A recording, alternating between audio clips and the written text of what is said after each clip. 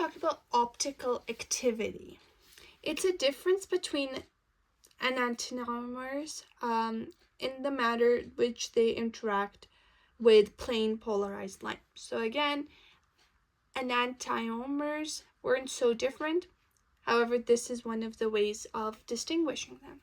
So optical activity, okay, it's a compound that rotates the plane of polarized light, is optically active.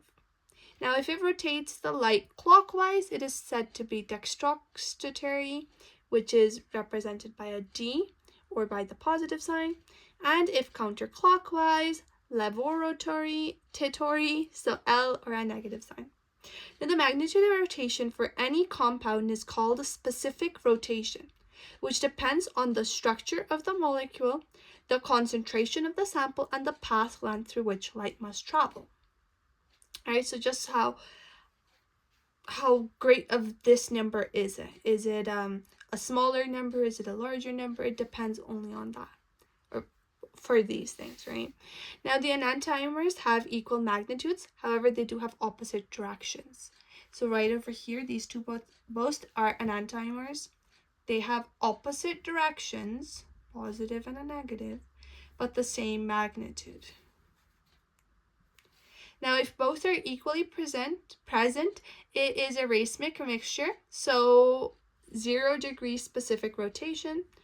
So it is also a racemate, and that is not optically active because it's 0 degrees.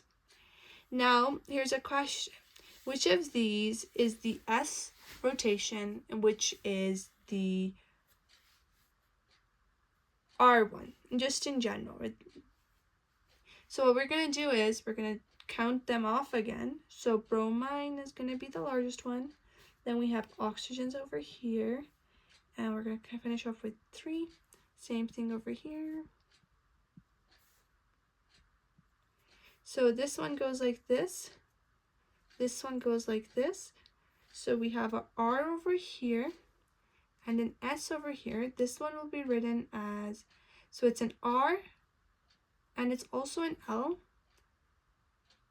Sorry.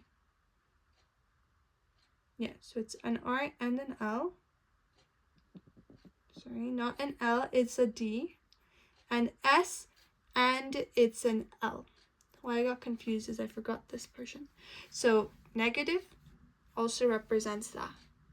And that's how you calculate which one's which. However, do know, negative won't always mean S, positive won't mean R. It could have been opposite. It's just in this way. And you can't easily find out this unless you experimentally figure it out. So you won't be asked to calculate these, but just keeping in mind the basic overview of things.